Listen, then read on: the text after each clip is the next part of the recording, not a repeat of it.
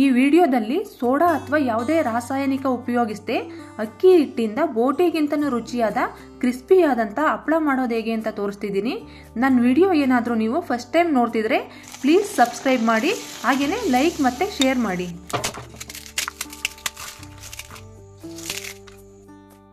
Hi, hello, ನಮಸ್ಕಾರ. ಸೌಮ್ಯ ಚಾನಲ್ಗೆ ಸ್ವಾಗತ. ನಾನಿವತ್ತು ನಮ್ಮ ಅಕ್ಕವ್ರ ಊರಿಗೆ ಬಂದಿದ್ದೀನಿ. ಅವಳೇನಪ್ಪ ಅಂದರೆ ಅಕ್ಕಿ ಹಿಟ್ಟಿಂದ ಹಪ್ಪಳ ಮಾಡ್ತಾಳೆ, ಮಸಾಲ ಹಪ್ಪಳ ಅಂತ. ತುಂಬಾ ಚೆನ್ನಾಗಿರುತ್ತೆ ತಿನ್ನೋದಕ್ಕಂತೂ. ಬೋಟಿ ತಿನ್ನೋದಕ್ಕಿಂತನೂ ತುಂಬಾ ಟೇಸ್ಟಿಯಾಗಿರುತ್ತೆ. ಎಲ್ಲರೂ ಅಷ್ಟೇ, ಮಕ್ಕಳಿಂದ ಹಿಡಿದು ದೊಡ್ಡವ್ರವ್ರಿಗೂ ಎಲ್ಲರೂ ತುಂಬ ಇಷ್ಟಪಟ್ಟು ತಿಂತಾರೆ ನಮ್ಮ ಮನೆಯಲ್ಲಿ. ಹಾಗಾಗಿ ಆ ಹಪ್ಪಳ ಹೇಗೆ ಮಾಡೋದು ಅಂತ ತೋರಿಸೋಣ ಅಂದ್ಕೊಂಡು ನಮ್ಮ ಅಕ್ಕನ ಕೇಳಿದ್ದಕ್ಕೆ ಮಾಡೋಣ ಅಂದ್ಬಿಟ್ಟು ರೆಡಿ ಮಾಡ್ತಿದ್ದಾಳೆ. ಹೇಗೆ ಮಾಡೋದು ಅಂತ ತೋರಿಸ್ತಾಳೆ, ಬನ್ನಿ ನೋಡೋಣ ಹೇಗೆ ಮಾಡ್ತಾಳೆ ಅಂತ.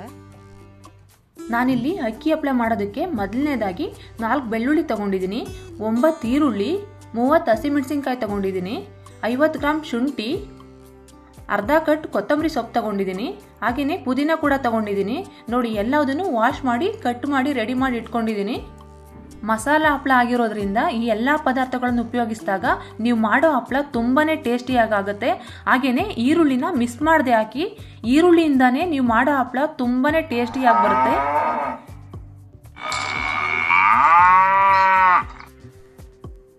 ನಾನೀಗ ಮಿಕ್ಸಿ ಜಾರ್ಗೆ 3 ಹಿಡಿಯಷ್ಟು ಜೀರಿಗೆ ಹಾಕೋತಾ ಇದ್ದೀನಿ. ಜೀರಿಗೆ ಹಾಕೊಂಡ್ನಲ್ವಾ, ಇದೇ ಜಾರಿಗೆ 3 ರಿಂದ 4 ಲೀಟ್ರಷ್ಟು ಕಡಲೆಪುರಿ ಹಾಕೊಂಡು ಪುಡಿ ಮಾಡ್ಕೋತೀನಿ. ಕಡಲೆಪುರಿ ಹಾಕೋದ್ರಿಂದ ನಿಮ್ಮ ಹಪ್ಪಳ ಕ್ರಿಸ್ಪಿ ಮತ್ತು ತುಂಬ ಸಾಫ್ಟಾಗಿ ಬರುತ್ತೆ. ಎಷ್ಟು ಚೆನ್ನಾಗಿರುತ್ತೆ ಅಂದರೆ ಬೋಟಿ ತಿನ್ನೋದಕ್ಕಿಂತನೂ ತುಂಬಾ ಟೇಸ್ಟಿಯಾಗಿ ಬರುತ್ತೆ. ನೀವು ಲಾಸ್ಟಲ್ಲಿ ವಿಡಿಯೋದಲ್ಲಿ ನೋಡ್ಬೋದು ಹಪ್ಪಳನ ಎಷ್ಟು ಕ್ರಿಸ್ಪಿಯಾಗಿರುತ್ತೆ ಅಂದರೆ ಇದೇ ಸೀಕ್ರೆಟ್ ಇಂಗ್ರೀಡಿಯೆಂಟ್. ಅದರಲ್ಲಿ ಕಡಲೆಪುರಿ ಉಪಯೋಗಿಸೋದ್ರಿಂದನೇ ನಿಮ್ಮ ಹಪ್ಪಳ ತುಂಬಾ ಕ್ರಿಸ್ಪಿಯಾಗಿ ಬರೋದು. ನೋಡಿ, ಜೀರಿಗೆ ಮತ್ತು ಕಡಲೆಪುರಿನ ಫೈನ್ ಪೌಡ್ರು ಮಾಡಿದ್ದೀನಿ. ನಿಮಗೆ ಬೇಕಾದರೆ ಜೀರಿಗೆನ ಅರ್ಧ ಭಾಗದಷ್ಟು ಪೌಡ್ರು ಮಾಡಿಕೊಂಡು ಇನ್ನರ್ಧ ಭಾಗದಷ್ಟು ಹಾಗೇನೆ ನೀರಿಗೆ ಹಾಕೋಬೋದು. ನೋಡಿ, ಇನ್ನೂ ಉಳಿದಿದ್ದ ಕಡಲೆಪುರಿನ ಪೌಡ್ರು ಮಾಡಿಬಿಟ್ಟು ಒಂದು ತಪ್ಪಲೆಗೆ ಹಾಕೋತಾ ಇದ್ದೀನಿ. ಕಡಲೆಪುರಿನ ಪೌಡ್ರು ಮಾಡ್ಕೊಂಡಿದ್ನಲ್ವ, ಅದೇ ಮಿಕ್ಸಿ ಜಾರ್ಗೆ ಎಲ್ಲ ಮಸಾಲೆಗಳನ್ನೂ ಪೇಸ್ಟ್ ಮಾಡ್ಕೋತೀನಿ. ನೋಡಿ, ಮೊದಲನೇದಾಗಿ ಬೆಳ್ಳುಳ್ಳಿ ಹಾಕ್ತಿದ್ದೀನಿ, ಶುಂಠಿ ಹಾಕೋತಾ ಇದ್ದೀನಿ. ನೋಡಿ, ಈರುಳ್ಳಿ ಹಾಕೋತಾ ಇದ್ದೀನಿ. ನಿಮಗೆ ಬೇಕಾದರೆ ನೀರನ್ನ ಸೇರಿಸ್ಕೊಂಡು ಬೇಕಾದ್ರೂ ಪೇಸ್ಟ್ ಮಾಡ್ಕೋಬೋದು, ಬೇಡ ಅಂದರೆ ಹಾಗೇನೂ ಪೇಸ್ಟ್ ಮಾಡ್ಬೋದು. ಈರುಳ್ಳಿನ ನಿಮಗೆ ಬೇಕಾದರೆ ಇನ್ನೂ ಕೂಡ ಸೇರಿಸ್ಕೋಬೋದು. ಈರುಳ್ಳಿ ಹಾಕೋದ್ರಿಂದ ಹಪ್ಪಳ ತುಂಬಾ ಟೇಸ್ಟಿಯಾಗಿರುತ್ತೆ, ತುಂಬಾ ಚೆನ್ನಾಗಾಗುತ್ತೆ. ನೋಡಿ, ಪೇಸ್ಟ್ ಮಾಡ್ಕೊಂಡಿದ್ದೀನಿ. ನೋಡಿ, ಫೈನ್ ಪೇಸ್ಟ್ ಆಗಿದೆ. ಇವಾಗ ಇದನ್ನ ಆಗಲೇ ಕಡಲೆಪುರಿ ಮತ್ತು ಜೀರಿಗೆ ಹಾಕಿದ್ನಲ್ವ ಪೌಡ್ರ್ ಮಾಡಿಬಿಟ್ಟು ತಪ್ಪಲೆಗೆ, ಅದೇ ತಪ್ಪಲಿಗೆ ಈ ಪೇಸ್ಟ್ನ ಹಾಕ್ತಿದ್ದೀನಿ. ತುಂಬ ಜನ ಅನ್ಕೋತಾರೆ ಈ ಎಲ್ಲ ಮಸಾಲೆಗಳು ಉಪಯೋಗಿಸೋದ್ರಿಂದ ಹಪ್ಪಳದಲ್ಲಿ ಅದೇ ಮಸಾಲ ಸ್ಮೆಲ್ ಬರ್ಬೋದೇನೋ ಅಂತ. ಆದರೆ ಯಾವುದೇ ಮಸಾಲದ್ದು ಕೂಡ ಸ್ಮೆಲ್ ಬರಲ್ಲ. ಇವಾಗ ನೋಡಿ, ಅದೇ ಜಾರ್ಗೆ ಹಸಿಮೆಣಸಿನ್ಕಾಯಿ ಹಾಕೋತಾ ಇದ್ದೀನಿ, ಪುದೀನ ಹಾಕೋತಾ ಇದ್ದೀನಿ. ಪುದೀನ ಬೇಕಾದರೆ ನೀವು ಸ್ಕಿಪ್ ಬೇಕಾದರೂ ಮಾಡ್ಕೋಬೋದು. ಇವಾಗ ನೋಡಿ, ಕೊತ್ತಂಬರಿ ಸೊಪ್ಪು ಹಾಕ್ತಾ ಇದ್ದೀನಿ. ಪುದೀನ ಮತ್ತು ಶುಂಠಿ ಹಾಕೋದ್ರಿಂದ ಅದ್ರ ಸ್ಮೆಲ್ ಆಗಲಿ ಟೇಸ್ಟ್ ಆಗಲಿ ಸ್ವಲ್ಪನೂ ಹಾಕಿದ್ದೀವಿ ಅಂತಲೇ ಗೊತ್ತಾಗಲ್ಲ, ಆ ಥರ ಇರುತ್ತೆ. ತುಂಬಾ ಟೇಸ್ಟಿಯಾಗಿರುತ್ತೆ. ಈಗ ಸ್ವಲ್ಪ ನೀರು ಹಾಕೋತಾ ಇದ್ದೀನಿ.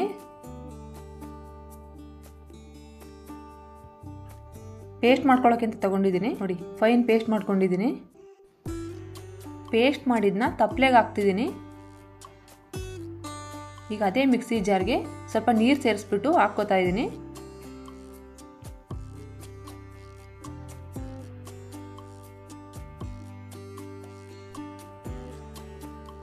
ಈಗ ತಪ್ಪಲೆಗೆ ನೀರು ಸೇರಿಸ್ಕೋತೀನಿ.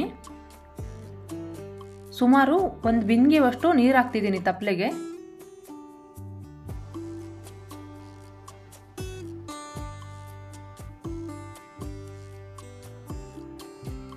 ನೀರೆಲ್ಲ ಹಾಕಿದ್ಮೇಲೆ ಮಸಾಲ ಮತ್ತು ಕಡಲೆಪುರಿ ಮಿಕ್ಸ್ಚರ್ನ ಮಿಕ್ಸ್ ಮಾಡಿ, ಯಾಕಂದರೆ ನೀವು ಒಲೆ ಮೇಲೆ ಇಟ್ಟಾಗ ಕಡಲೆಪುರಿ ಇರುತ್ತಲ್ವ, ಅದು ತಳ ಹಿಡಿಯೋ ಸಾಧ್ಯತೆ ಇರುತ್ತೆ. ಕಟ್ಟಿಗೆ ಒಲೆ ಮೇಲೆ ನೀರು ಹಾಕಿ ತಪ್ಪಲೆ ಇಡ್ತಾ ಇದ್ದೀನಿ. ಈ ಒಲೆ ಏನಪ್ಪ ಅಂದರೆ ನೀವು ಎಲ್ಲಿಗೆ ಬೇಕಾದರೂ ತೊಗೊಂಡೋಗಿ ಅಡುಗೆ ಮಾಡ್ಕೋಬೋದು. ಹಾಗೆಯೇ ಹೊಗೆ ಆಗೋದಾಗಲಿ ಆ ಥರ ಏನೂ ಆಗಲ್ಲ. ಹಾಗೆಯೇ ತುಂಬ ಚೆನ್ನಾಗಿ ಉರಿಯುತ್ತೆ ಈ ಒಲೆ.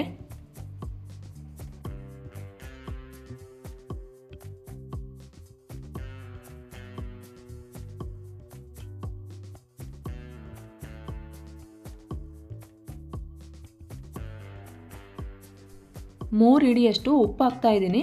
ನಿಮಗೆ ರುಚಿಗೆ ಎಷ್ಟು ಬೇಕೋ ಅಷ್ಟು ಉಪ್ಪನ್ನ ಸೇರಿಸ್ಕೋಬೋದು.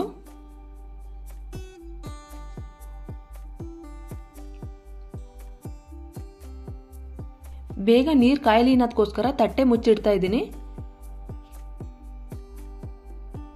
ನೋಡಿ, ಇವಾಗ ನೀರು ಬಿಸಿ ಬಂದಿದೆ, ಇನ್ನು ಕುದಿಯೋಕ್ಕೆ ಸ್ಟಾರ್ಟ್ ಆಗಿಲ್ಲ. ಕಡಲೆಪುರಿ ಹಾಕಿರೋದ್ರಿಂದ ತಳ ಹಿಡಿಯೋ ಸಾಧ್ಯತೆ ಇರುತ್ತೆ, ಹಾಗಾಗಿ ಮುದ್ದೆ ಕೋಲಿಂದ ನೀರನ್ನ ತಿರುಗಿಸ್ತಾ ಇದ್ದೀನಿ.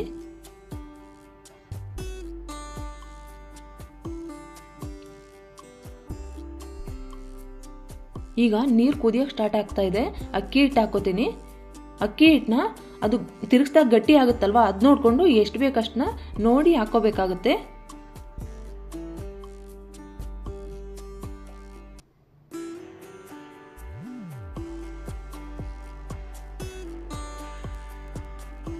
ಈಗ ಅಕ್ಕಿ ಹಿಟ್ಟು ಹಾಕಿದ್ಮೇಲೆ ಮುದ್ದೆ ಕೋಲಿಂದ ತಿರುಗಿಸ್ಬೇಕಾಗುತ್ತೆ. ಅವಾಗ ಗೊತ್ತಾಗುತ್ತೆ ನಿಮ್ಗೆ ಅಕ್ಕಿ ಹಿಟ್ಟು ಎಷ್ಟು ಹಾಕಬೇಕು, ಇನ್ನೂ ಬೇಕಾ ಏನು ಅಂತ.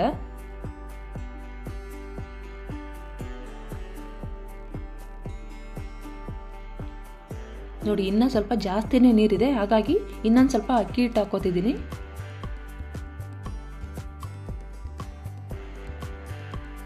ನೋಡಿ, ಅಕ್ಕಿ ಹಿಟ್ಟು ಹಾಕಿದ್ಮೇಲೆ ಮತ್ತೆ ತಿರುಗಿಸ್ಕೋಬೇಕಾಗುತ್ತೆ.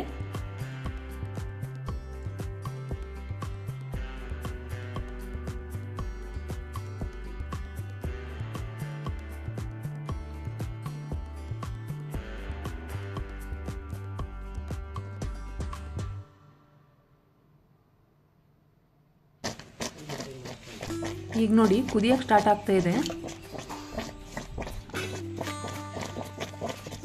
ಈ ರೀತಿ ಕುದಿಯೋಕ್ಕೆ ಸ್ಟಾರ್ಟ್ ಆದಮೇಲೆ ಒಲೆ ಮೇಲೇ ಸ್ವಲ್ಪ ಹೊಂದಿಸ್ಕೋಬೇಕಾಗುತ್ತೆ.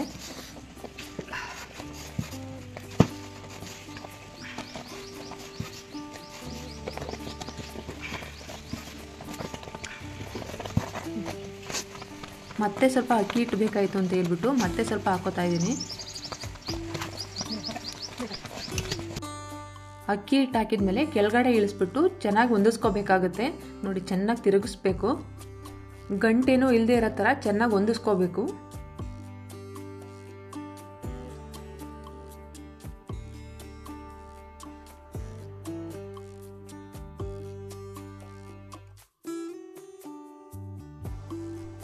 ಚೆನ್ನಾಗಿ ಗಂಟಿಲ್ದೇ ಇರೋ ಥರ ತಿರುಗಿಸ್ಕೊಂಡ್ಮೇಲೆ ಮತ್ತೆ ಒಲೆ ಮೇಲೆ ಇಡಬೇಕಾಗುತ್ತೆ.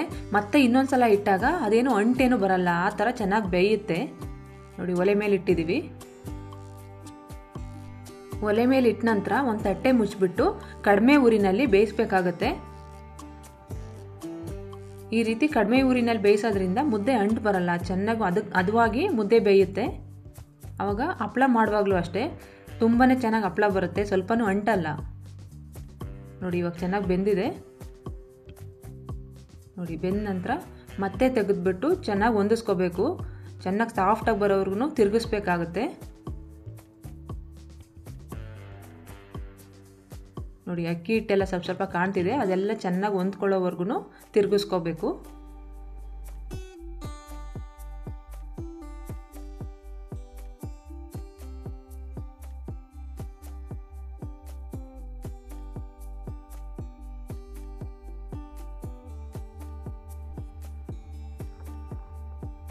ನೋಡಿ, ಇವಾಗ ಗಂಟೇನು ಇಲ್ಲದೆ ಚೆನ್ನಾಗಿ ತಿರುಗಿಸ್ಕೊಂಡಿದ್ದಾಗಿದೆ. ನೋಡಿ, ಎಷ್ಟು ಸಾಫ್ಟಾಗಿ ಕಾಣ್ತಾ ಇದೆ ಮುದ್ದೆ. ಈ ರೀತಿ ಇರುವಾಗ ಬಿಸಿನಲ್ಲೇ ತಟ್ಟೆಗೆ ಈ ಥರ ಹಾಕೊಂಡ್ಬಿಟ್ಟು ನೋಡಿ ಚೆನ್ನಾಗಿ ಮಿತ್ಕೊಂಡು ಉಂಡೆ ಮಾಡ್ಕೋಬೇಕಾಗತ್ತೆ. ಉಂಡೆ ಮಾಡ್ಕೋಬೇಕಾದ್ರೆ ನೀವು ಸ್ವಲ್ಪ ತಣ್ಣೀರು ಹಾಕ್ಕೊಳ್ಳಿ ಕೈಗೆ. ಬಿಸಿ ಇರುವಾಗಲೇ ಉಂಡೆ ಮಾಡೋದ್ರಿಂದ ನೀವು ತಣ್ಣೀರು ಹಾಕ್ಕೊಳ್ಳೋದ್ರಿಂದ ಆ ಬಿಸಿ ಇರೋದು ಗೊತ್ತಾಗಲ್ಲ ಎಷ್ಟು ಬಿಸಿ ಇದೆ ಅಂತ. ನೋಡಿ, ಈ ರೀತಿ ಉಂಡೆ ಮಾಡಿ ಹಾಕೋಬೇಕಾಗುತ್ತೆ. ನಿಮ್ಗೆ ಯಾವ ಸೈಜಿಗೆ ಬೇಕೋ ಆ ಸೈಜ್ಗೆ. ಬಿಸಿ ಇರುವಾಗಲೇ ಹಪ್ಪಳ ಮಾಡಬೇಕಾಗುತ್ತೆ. ತಣ್ಣಗಾದ್ಮೇಲೆ ಉಂಡೆ ಕಟ್ಟಕ್ಕಾಗಲ್ಲ, ಹಾಗೇನೆ ಹಪ್ಪಳ ಕೂಡ ಚೆನ್ನಾಗಿ ಬರಲ್ಲ, ಎಲ್ಲ ಒಡೆದೋಗ್ಬಿಡುತ್ತೆ.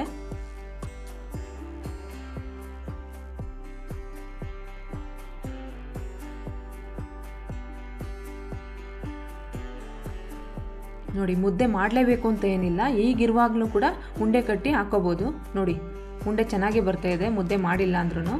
ಅಂದರೆ ನೀವು ಚೆನ್ನಾಗಿ ತಿರುಗಿಸ್ಕೋಬೇಕಷ್ಟೇ, ಮುದ್ದೆ ತಿರುಗಿಸ್ತೀರಲ್ವ ಆವಾಗ. ನೋಡಿ, ಮಕ್ಕಳೆಲ್ಲ ಹಪ್ಪಳ ಮಾಡೋದಕ್ಕೆ ರೆಡಿಯಾಗಿ ಕೂತಿದ್ದಾರೆ. ಒಂದು ಟಾರ್ಪಲ್ ಮೇಲೆ ಸೀರೆ ಹಾಕ್ಬಿಟ್ಟು ರೆಡಿ ಮಾಡ್ಕೊಂಡಿದ್ದೀವಿ. ಮಕ್ಕಳು ಅಷ್ಟೇ ತುಂಬ ಎಂಜಾಯ್ ಮಾಡಿಬಿಟ್ಟು ಹಪ್ಪಳ ಮಾಡ್ತಾರೆ. ಅಂದರೆ ಪ್ರೆಸ್ಸಲ್ಲಿ ಮಾಡೋದ್ರಿಂದ ಈಸಿಯಾಗೂ ಇರುತ್ತೆ, ಮಕ್ಕಳು ಕೂಡ ಮಾಡ್ಬೋದು. ಅಂದರೆ ನಾವು ಎಲ್ಲದನ್ನು ಮಕ್ಳ ಹತ್ರನೇ ಮಾಡಿಸಿಲ್ಲ, ಮಕ್ಕಳು ಮಾಡಿರೋದನ್ನ ವಿಡಿಯೋ ಮಾಡ್ಕೊಂಡಿದ್ದೀವಿ ಅಷ್ಟೇ. ಸ್ಟಾರ್ಟಿಂಗ್ ಸ್ವಲ್ಪ ಮಕ್ಕಳು ಮಾಡಿದ್ರು, ಆಮೇಲೆ ನಾವೇ ಮಾಡ್ಕೊಂಡ್ವಿ. ಹಪ್ಪಳ ಮಾಡೋದಕ್ಕೆ ಮುಖ್ಯವಾಗಿ ಪ್ರೆಸ್ ತೊಗೊಂಡಿದ್ದೀವಿ. ನೋಡಿ ಈ ಥರ ಎಣ್ಣೆ ಕವರ್ ತೊಗೊಂಡಿದ್ದೀನಿ, ಅದನ್ನು ಕಟ್ ಮಾಡಿಕೊಂಡು ಈ ಥರ ರೆಡಿ ಮಾಡ್ಕೊಂಡಿದ್ದೀನಿ. ಇದೇನಪ್ಪ ಅಂದರೆ ಮಜ್ಜಿಗೆ. ತುಂಬ ಜನ ಏನು ಮಾಡ್ತಾರೆ, ಎಣ್ಣೆಯಿಂದ ಹಪ್ಪಳ ಒತ್ತಾರೆ. ಯಾರೂ ಅಷ್ಟೇ ಎಣ್ಣೆಯಿಂದ ಹಪ್ಪಳ ಒತ್ತಬಾರ್ದು. ಹಪ್ಪಳನ ಎಣ್ಣೆಯಿಂದ ಮಾಡಿದಾಗ ಏನಾಗುತ್ತೆ, ಅದು ನಾವು ವರ್ಷಗಟ್ಟಲೆ ಇಡೋದಕ್ಕಾಗಲ್ಲ, ಕೆಟ್ಟೋಗ್ಬಿಡುತ್ತೆ, ಸ್ಮೆಲ್ ಬರೋದು ಈ ಥರ ಎಲ್ಲ ಆಗುತ್ತೆ. ಈ ಥರ ಮಜ್ಜಿಗೆಯಿಂದ ಹಪ್ಪಳ ಮಾಡೋದ್ರಿಂದ ನೀವು ಎಷ್ಟು ದಿನ ಬೇಕಾದ್ರೂ ಹಪ್ಪಳ ಇಟ್ಕೋಬೋದು, ಸ್ವಲ್ಪನೂ ಹಾಳಾಗಲ್ಲ, ಯಾವುದೇ ರೀತಿ ಸ್ಮೆಲ್ ಕೂಡ ಬರಲ್ಲ. ಪ್ಲಾಸ್ಟಿಕ್ ಕವರ್ನಲ್ಲಿ 2 ಕಡೆ ಮಜ್ಜಿಗೆ ಸವರ್ಬಿಟ್ಟು ಅದರೊಳಗಡೆ ಉಂಡೆ ಇಟ್ಬಿಟ್ಟು ಪ್ರೆಸ್ನಿಂದ ಹಪ್ಪಳನ ಪ್ರೆಸ್ ಮಾಡಬೇಕಾಗುತ್ತೆ. ಈ ರೀತಿ ಮಜ್ಜಿಗೆ ಉಪಯೋಗಿಸ್ಬಿಟ್ಟು ನೀವು ಹಪ್ಪಳ ಮಾಡೋದ್ರಿಂದ ಹಪ್ಪಳ ಕವರ್ನಲ್ಲಿ ಸ್ವಲ್ಪ ಕೂಡ ಮೆತ್ಕೊಳ್ಳಲ್ಲ, ಆ ರೀತಿ ನೀಟಾಗಿ ಬರುತ್ತೆ. ಹಾಗೆಯೇ ನಿಮ್ಮ ಕೈಗೂ ಅಷ್ಟೇ ಸ್ವಲ್ಪ ಮಜ್ಜಿಗೆ ಮಾಡಿಕೊಂಡು ಹಪ್ಪಳ ತೆಗಿಯೋದ್ರಿಂದ ಕೈಲೂ ಅಷ್ಟೇ ಸ್ವಲ್ಪನೂ ಹಪ್ಪಳ ಮೆತ್ಕೊಳ್ಳಲ್ಲ, ಆ ರೀತಿ ನೀಟಾಗಿ ಬರುತ್ತೆ. ಈ ರೀತಿ ಮಜ್ಜಿಗೆ ಉಪಯೋಗಿಸ್ಬಿಟ್ಟು ಹಪ್ಪಳ ಮಾಡೋದನ್ನು ಒಂದು ಸೀಕ್ರೆಟ್ ಇಂಗ್ರೀಡಿಯೆಂಟ್ ಅಂತ ಹೇಳ್ಬೋದು. ನಿಮ್ಮ ಹಪ್ಪಳ ಹಾಳಾಗದೆ ಇರೋದಕ್ಕೆ ನೀವು ಖಂಡಿತ ಒಂದ್ಸಲ ಮಜ್ಜಿಗೆಯಿಂದ ಹಪ್ಪಳ ಮಾಡಿಬಿಟ್ಟು ಹೇಗಿತ್ತು ಅಂತ ನನಗೆ ಕಮೆಂಟ್ ಮಾಡಿ ತಿಳಿಸಿ. ಚೆನ್ನಾಗಿ ಬಿಸಿಲಿರುವಾಗಲೇ ಹಪ್ಪಳ ಮಾಡಬೇಕಾಗುತ್ತೆ. ನೀವೇನಾದರೂ ಮೋಡ ಮಳೆ ಇರೋ ಟೈಮಲ್ಲಿ ಹಪ್ಪಳ ಮಾಡಿದರೆ ಖಂಡಿತವಾಗ್ಲೂ ನಿಮ್ಮ ಹಪ್ಪಳ ಹಾಳಾಗಿ ಹೋಗುತ್ತೆ. ನೋಡಿ ನಾವು ಅಷ್ಟೇ ಬಿಸಿಲಿರುವಾಗ ಆಚೆ ಕೂತ್ಕೊಂಡೇನೆ ಹಪ್ಪಳ ಮಾಡ್ತಿದ್ದೀವಿ, ಬೇಗ ಒಣಗ್ಲಿನೋದಕ್ಕೋಸ್ಕರ.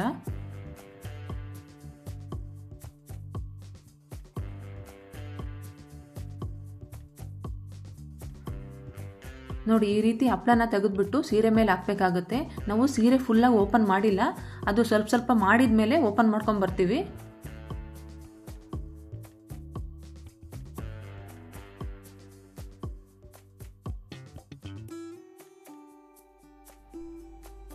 ನೋಡಿ ಹಪ್ಪಳ ಎಲ್ಲ ಮಾಡಿದ್ದಾಗಿದೆ, ಫುಲ್ ಸೀರೆ ಹಪ್ಪಳ ಆಗಿದೆ. ನೋಡಿ ಹಪ್ಪಳ ಹಸಿ ಇರುವಾಗ ಈ ರೀತಿ ಇರುತ್ತೆ. ಇವಾಗ ನೋಡಿ ಹಪ್ಪಳ ಎಲ್ಲ ಒಣಗಿದೆ ಇವಾಗ ಚೆನ್ನಾಗಿ.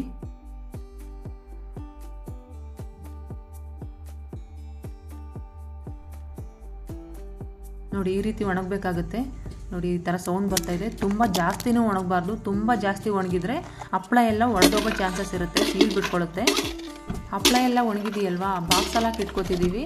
ಈ ಬಾಕ್ಸ್ ಅಲ್ಲದೆ ಇನ್ನೊಂದು ತಪ್ಪಲೆಲ್ಲೂ ಕೂಡ ಫುಲ್ಲಾಗಿ ಹಪ್ಪಳ ಆಗಿದೆ.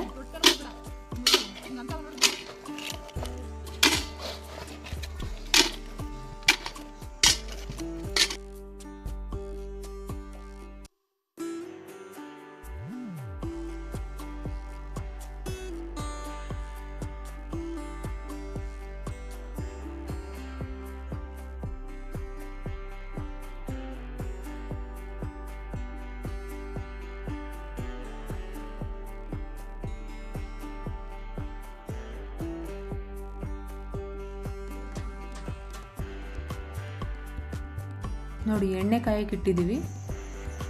ಎಣ್ಣೆ ಕಾಯ್ದ ನಂತರ ಹಪ್ಪಳ ಹಾಕ್ತಿದ್ದೀವಿ. ಹಪ್ಪಳ ನೋಡಿ ಎಷ್ಟು ಚೆನ್ನಾಗಿ ಉಬ್ಬಿ ಬರ್ತಾ ಇದೆ. ನಾವು ಸೋಡಾ ಆಗಲಿ ಯಾವುದೇ ಕೆಮಿಕಲ್ ಆಗಲಿ ಉಪಯೋಗಿಸಿಲ್ಲ. ಹಪ್ಪಳ ಈ ರೀತಿ ಕ್ರಿಸ್ಪಿಯಾಗಿ ಉಬ್ಬಿ ಬರೋದಕ್ಕೆ ಕೇವಲ ಕಡಲೆಪುರಿ ಉಪಯೋಗಿಸಿರೋದ್ರಿಂದ ಈ ರೀತಿ ಗರಿಗರಿಯಾಗಿ ಬರ್ತಿದೆ. ನಿಮಗೆ ಬೇಕಾದರೆ ಅವಲಕ್ಕಿ ಪುಡಿ ಮಾಡಬೇಕಾದ್ರೂ ಹಾಕೋಬೋದು ಕಡಲೆಪುರಿ ಬದಲಾಗಿ, ಇಲ್ಲ ಎರಡನ್ನೂ ಕೂಡ ಸೇರಿಸಿನೂ ಹಾಕ್ಬೋದು. ಹಾಗೆಯೇ ನಿಮಗೆ ಬೇಕಾದರೆ ಸಬ್ಬಕ್ಕಿ ಕೂಡ ಹಾಕ್ಬೋದು. ಸಬ್ಬಕ್ಕಿ ಏನಪ್ಪ ಅಂದರೆ ನೆನೆಸ್ಬಿಟ್ಟು ಅದನ್ನು ಪೇಸ್ಟ್ ಮಾಡಿ ಹಾಕಬೇಕಾಗುತ್ತೆ. ಸಬ್ಬಕ್ಕಿ ಹಾಕೋದ್ರಿಂದನೂ ಇದೇ ರೀತಿ ಉಬ್ಬಿ ಗರಿಗರಿಯಾಗಿ ಬರುತ್ತೆ ಹಪ್ಪಳ. ನಿಜವಾಗ್ಲೂ ತಿನ್ನೋದಕ್ಕೆ ಬೋಟಿ ತಿನ್ನೋದಕ್ಕಿಂತಲೂ ತುಂಬಾ ಟೇಸ್ಟಿಯಾಗಿರುತ್ತೆ. ಖಂಡಿತ ಒಂದ್ಸಲ ಮಿಸ್ ಮಾಡದೆ ಟ್ರೈ ಮಾಡಿ ಎಲ್ಲರೂ. ಮಾಡುವಾಗಲೇ ಅಷ್ಟೇ, ಎಲ್ಲರೂ ಎಷ್ಟು ಎಂಜಾಯ್ ಮಾಡ್ಕೊಂಡು ತಿಂತಾರೆ ಅಂದರೆ ತುಂಬಾ ಟೇಸ್ಟಿಯಾಗಿರುತ್ತೆ. ಹಪ್ಪಳ ಎಲ್ಲ ಕರೆದು ರೆಡಿಯಾಗಿದೆ ಇವಾಗ.